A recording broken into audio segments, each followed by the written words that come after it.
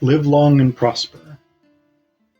So in this video series, I'm going to be talking through the social justice elements of every episode of the original series of Star Trek. The thing that inspired this project was actually a Fox News article which argued that Star Trek has in some way betrayed its traditional commitment to sort of political neutrality or middle ground by embracing progressive politics. In this series, we're going to see that Star Trek has always embraced progressive politics, and it's always been aspirational for social justice in various senses. I am taking a broad perspective on social justice here, so that may include multiple different types of social justice, whether that's racial, whether that's economic, whether that's religious, whether that's abilities, gender and sexuality, anything broadly considered. I will go through every episode. Some of the episodes I will interview fellow Trekkies and talk with them about it. And then below, in the descriptions, I will give you additional information about the episodes, particularly their original air date, who wrote the screenplay, and who directed that episode. I also want to dedicate this series to my dad, Michael Allen Zapkin. He was an OG Trekkie from back in the day, and it was watching the original series with him that I came to love Star Trek.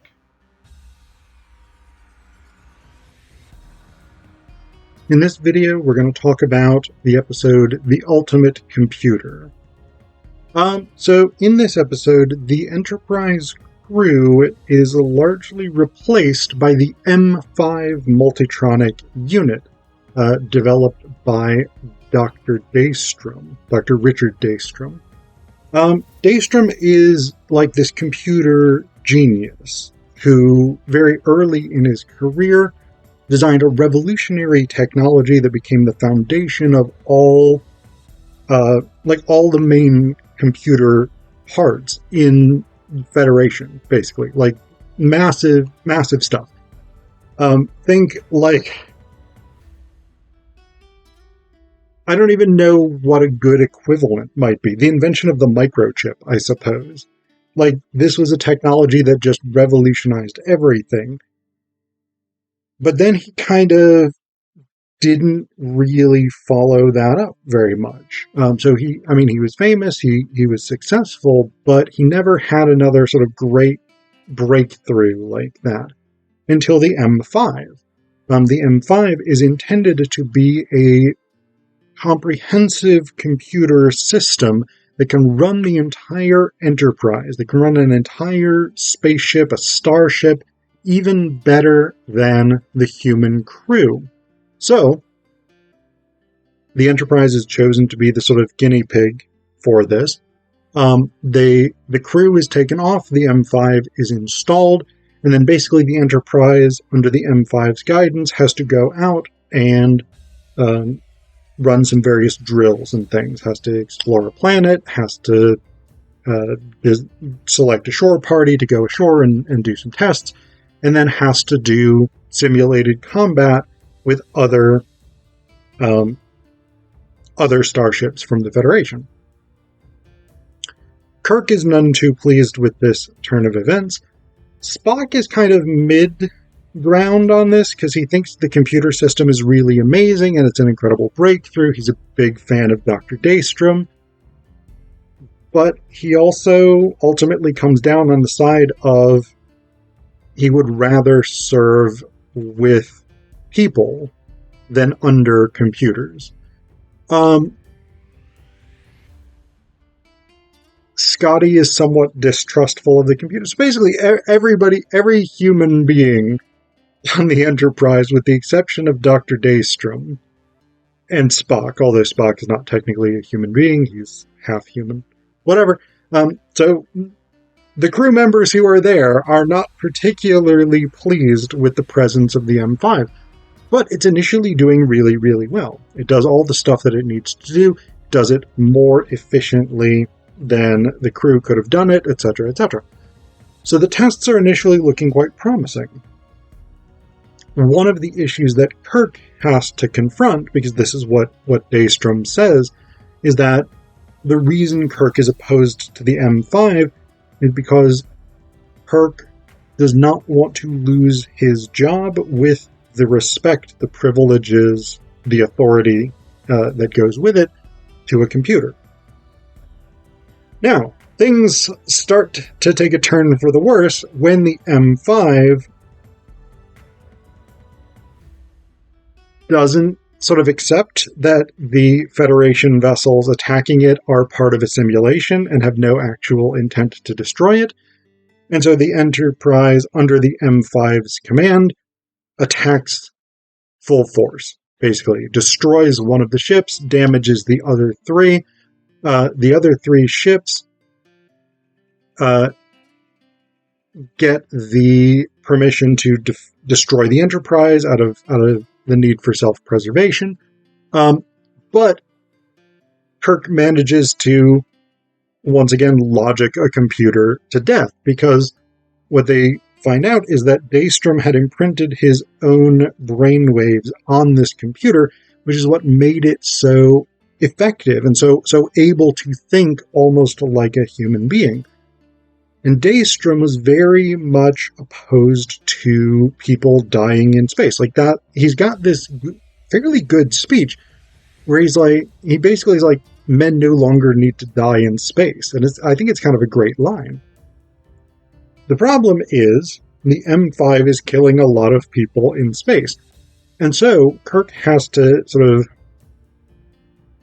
force it to accept that its drive for self-preservation cannot be at the expense of murdering 1,600 some people on these other 4 starships.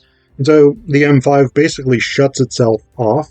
Kirk says, all right, we can't get defenses up or anything in time. We can't get communications back in time to stop the fleet destroying us. So we're going to cut all power, and hopefully they will not destroy us, which is what happens. So the big thing from a social justice perspective here, I think very obviously, is these sort of questions about AI and the whole they're taking our jobs meme. Not they in this case, but it, the M5. So this idea of automation replacing human labor is a really, really tricky problem right now. I mean, we are moving increasingly toward sophisticated AI that's able to do a lot of things that previously machines would not have been able to do. And that is raising concerns for people about employment, about the quality of work that's going to be done, about our dependence on computers and our relative ability to provide for ourselves if we need to, etc., etc. So, I mean, the big concern, I think, obviously is, or one of the big concerns, one of the most immediate concerns for a lot of people is, again, automation replacing jobs that human beings otherwise would do. This is a sticky situation because on the one hand, computers, robots, things like this can often do jobs that are very dangerous to human beings, and the computers, the robots themselves are not particularly threatened by it. This is one of the reasons why automating factories can actually be seen as a good thing, because factory work traditionally was quite dangerous. But when you don't have physical human beings who are in that dangerous space, then you don't risk human life. So this, of course, would be Daystrom's position. The computer, the robot, the AI, whatever it is, can go and do these dangerous things, and if it is destroyed, then it's not a human being who's lost their life. On the other hand, there is that question of what happens to the workers who are put out of work when this factory is automated, or in this case, what happens to... So the Federation decides that 20 people is enough of a skeleton crew to run the Enterprise for the purposes of these drills. That means some 400 or some 380 people who are otherwise members of the Enterprise crew are not really needed. Now, that may or may not actually be true, because the M5 does put together a shore party that includes some people who would almost certainly not have been part of that skeleton crew of 20. So you may need those specialists there, but if the M5 is going to navigate, then Chekhov's out of a job. If it's going to pilot the ship, then Sulu is out of a job. If it's going to run communications, then Uhura is out of a job. If it's going to make command decisions, then Kirk is out of a job. If it's going to run the engineering section, then Scotty is out of a job. So there are clearly very real consequences to this automation. There are clearly real people who would be losing their jobs if the M5 were actually put in place. And again, we have those same issues today with automation and with the emergence of AI and things like this. In the arts, for instance, there's a lot of concern right now with AI-generated art, both visual arts, drawings, not drawings, but digital images, but also things like ChatGPT, which are increasingly producing text. Are we going to need writers, poets, philosophers, etc., if AI can produce those documents quicker and more efficiently? And what happens to humanity as such? What happens to human culture, human civilization, if poetry is replaced by auto-generated text? I think it's an incredibly sticky problem, because again, there are these elements in which computers, robots, things like this are quicker, they're more efficient, they can do jobs that are otherwise dangerous to human beings, and then human beings are not in as much danger, and all of those are definite benefits. And yet, what do we lose by having those things done for us? And then, of course, that, I think, takes us to perhaps a less obvious, but maybe just as important question. What do we lose with the automation that we already have in our lives? I mean, banking today, for instance, can't be done without computers. It simply does not function. I guarantee you there's no bank in the United States that does not have a computer that runs its systems. But back in the day, they did. And this, of course, was the Y2K fear, right? Like, all bank records are wiped when computers crash. All the software that runs things like planes, like scheduling, taking off, landing, telecommunications. If computers crash, if the internet crashes or something like this, and I don't know that that's that feasible a concern, but if it does, like, what happens to us? Are we capable of surviving as a species without these devices? It's a big concern. And I think that is one of the other legitimate elements to this question of automation, is how much do we put our fate and our faith in technology?